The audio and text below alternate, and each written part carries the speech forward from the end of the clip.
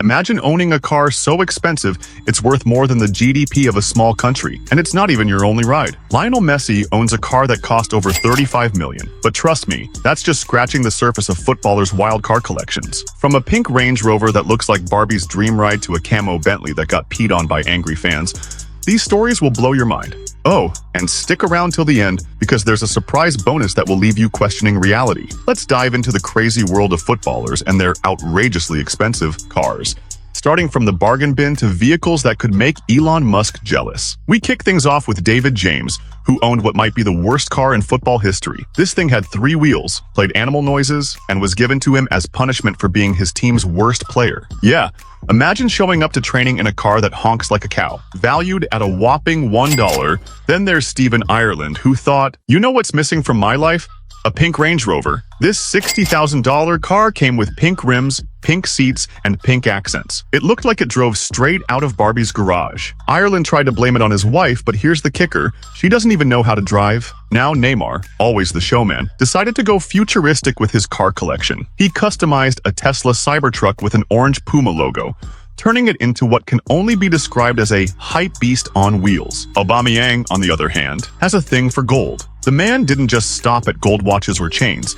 He decided his cars needed the Midas touch too. His gold-wrapped Lamborghini and Audi R8 cost around $150,000 each. But it's his Audi R8 with black wheels that truly steals the show. It's like a mobile Oscar trophy. Speaking of flashy, Mario Balotelli's camo-wrapped Bentley wasn't just a car, it was a statement. And the statement was, good luck finding me. Mario loved camo so much that even his cleats matched his car. Unfortunately, the police didn't share his enthusiasm. He racked up more parking tickets than goals in some seasons, and his car even became the target of vandals. David Beckham took a classier approach. His custom Maserati, priced at $250,000, came with an all-black paint job, suicide doors, and an engine that could go 0 to 60 faster than you can say, bend it like Beckham. This wasn't just a car, it was a piece of art designed by Beckham himself. Aubameyang pops back into the story with a holographic Lamborghini Huracan. This car, worth $280,000, looks like it was dipped in liquid rainbow. Add red accents and a convertible roof, and you've got a car that screams, look at me! It's so flashy you'd think it came with its own paparazzi. Not all car stories have a happy ending though. Take Paulinho, for example. He owned a $500,000 McLaren capable of hitting 200 miles. Unfortunately, he decided to test its limits and ended up in a high-speed crash. The car was reduced to a pile of carbon fiber, but miraculously, Paulinho walked away unscathed. Marcus Rashford, meanwhile, went for ultimate luxury with his $750,000 Rolls-Royce. This wasn't your standard Rolls. It was a Mansory edition with backward-opening doors, a baby blue interior, and stars on the roof. It's the kind of car that makes you feel like royalty, even if you're just driving to the corner store. Then there's Sully Montari, who thought, 4 wheels? That's not enough. He bought a 6-wheeled Mercedes truck for $900,000.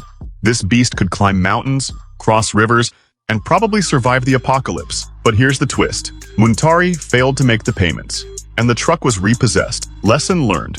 When we hit the $1 million range, things get wild. Cristiano Ronaldo's $1 million McLaren was designed to look like a shark, complete with silver paint and sleek black accents. Meanwhile, Lionel Messi went for a $1.6 million Pagani, a car so fast it's literally illegal to drive in the US.